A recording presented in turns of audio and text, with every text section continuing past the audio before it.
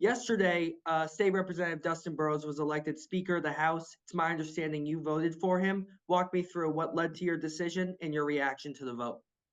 The most experienced, the most conservative, the more rural member of the House, proven track record of some of the most conservative bills in the history of the state of Texas.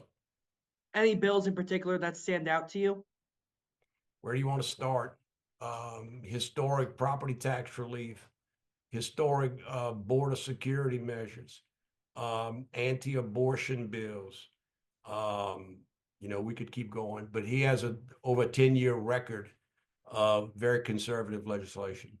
And were you at all surprised by the margin between him and State Representative Cook? No.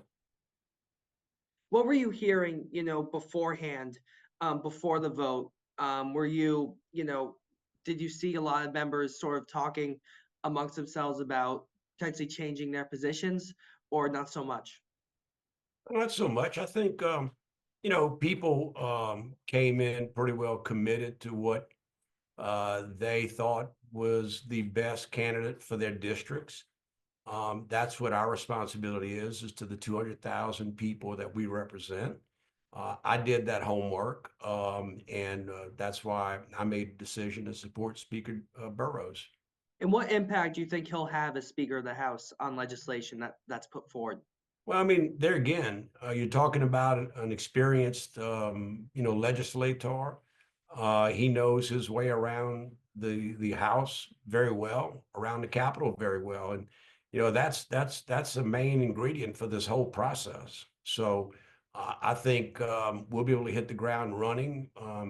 I anticipate that we'll look at the primary, maybe 15 or so, the primary Republican platform bills that we'll look to address pretty quickly in the session. And before the vote, there were some, I guess you could call them threats by some Republican lawmakers, namely Attorney General Ken Paxton, about individuals who did not support, a conservative speaker. Of course, Attorney General Paxton supported Representative Cook. I want to get your response to those threats, to those specific censor measures, because of course you voted for Speaker Burrows. Well, I'd say very simply that the Texas House is not for sale. We represent our districts. We're not going to be intimidated by billionaire money or threatened. The House is emblematic of what the institution of the legislature is about. Yesterday we represented 17 million citizens of Texas in the final vote count. So, people that want to threat, bully, they spend a lot of money on this race.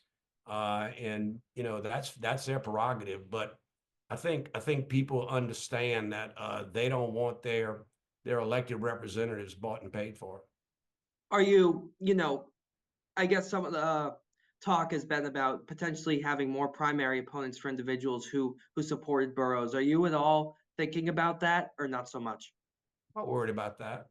I mean, that's part of the job. I mean, we can't run around scared. I mean, look, somebody wants to run for the office, I encourage them to do so. And what are your priorities to begin the session?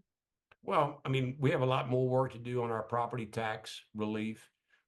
We've got to get our school funding.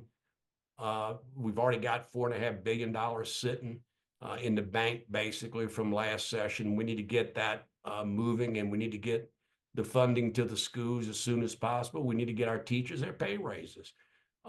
We also have to look at, as relates to property tax relief, is look at appraisal reform so that we can make sure that, people aren't being appraised out of their properties to the point that they don't see any advantage to the, for instance, last session, $18 billion worth of property tax compression that got eaten up by higher appraised values. So those are some of the things I'm going to focus on. And we still have some election integrity projects that we need to work on. We need to work on, our energy programs, especially our electric grid, and more things we can do to improve, stabilize, and make it more efficient and dependable.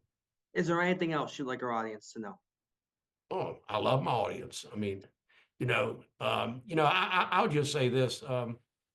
I've enjoyed representing HD7. I've got a lot of close friends, and the last 2 to 3 weeks, it's been amazing the amount of support we've received. I think people really just got tired of the, emails, the text messages, the phone calls, and the very expensive mailers that were done. It became very clear to them that these billionaires wanted something very badly, and they were willing to spend a lot of money to try to, pressure me and other members to bow and kiss their ring, and I'll never do that.